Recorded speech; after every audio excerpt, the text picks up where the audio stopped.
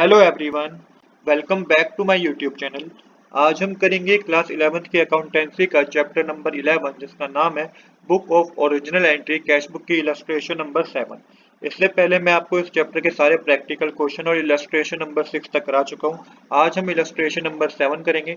Illustration number 7 मैंने already note कर रखी है, जिसमें आपको 2 कॉलम कैश बुक बनानी है। 2 कॉलम कैश बुक से मेरा मतलब है कि कैश एंड बैंक कॉलम बनाना है। जैसा कि फॉर्मेट आप देख रहे हैं, आपको डेबिट साइड मेंशन करना है date, particular, voucher number, ledger folio, cash और बैंक का कॉलम। सेम इसी तरीके से क्रेडिट साइड पे आपको सेम ही चीज मेंशन करनी है। अब जितना भी पैसा बिजनेस के पास आएगा उसे आप डेबिट साइड मेंशन करिएगा, जितना भी पैसा बिजनेस के पास जाएगा उसे आप क्रेडिट साइड मेंशन कीजिएगा।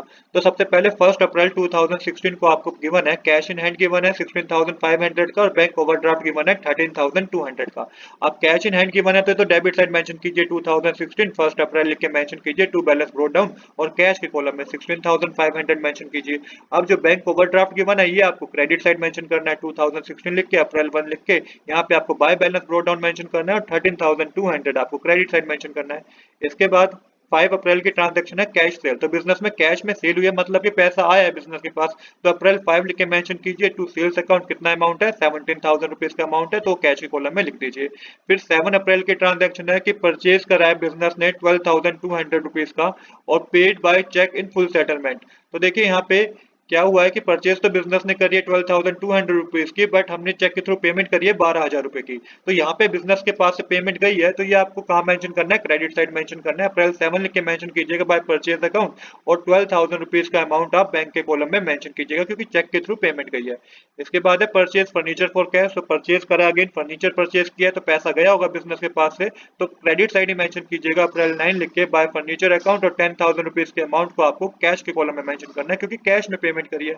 10 अप्रैल की जो ट्रांजैक्शन है कैश पेड टू रोहित, तो रोहित को कैश पेड किया है, तो यहाँ पे बिजनेस के पास से फिर पैसा गया है, तो ये आपको क्रेडिट साइड ही मेंशन करना है। अप्रैल 10 लिख के मेंशन कीजिएगा बाय रोहित, और यहाँ पे कैश के कॉलम में 5,000 रुपीज मेंशन कीजिए।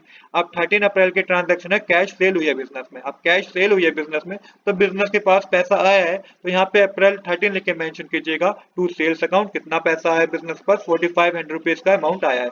Bank charge interest on overdraft, तो बैंक ने इंटरेस्ट चार्ज किया है जिसके मतलब है कि बिजनेस के पास से पैसा गया है, तो अप्रैल 16 लिख के मेंशन कीजिएगा bye interest on bank overdraft, और बैंक के कॉलम में मेंशन कीजिए 500 रुपीज का इंटरेस्ट चार्ज किया है बैंक ने।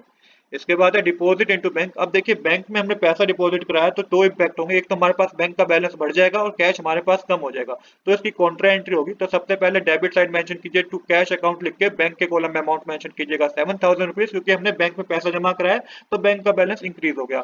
और यहाँ पे आपको क्रेडिट साइड मेंशन करना है, क्रेडिट साइड मेंशन करना है बाय बैंक अकाउंट। यहाँ पे हमारे पास कैश कम हो गया, कितना से कम हो गया, 7,000 रुपीज से कम हो गया, इसलिए 7,000 रुपीज को कैश के कॉलम में मेंशन कीजिएगा। सी मेंशन कीजिएगा, सी स्टैंड करता है कॉन्ट्रा एंट्री के लिए।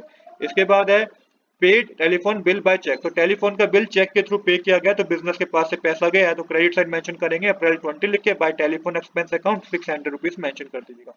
सोल्ड गुड बाय चेक, तो यहाँ पे चेक के थ्रू वो सेल हुई है गुड्स की, मतलब कि बिजनेस के पास पैसा आया है, तो अप्रैल 25 लिख के डेबिट साइड मेंशन करेंगे टू सेल्स अकाउंट, और बैंक के कॉलम में 23,000 रुपीज मेंशन करेंगे क्योंकि चेक के थ्रू पेमेंट रिसीव हुई है।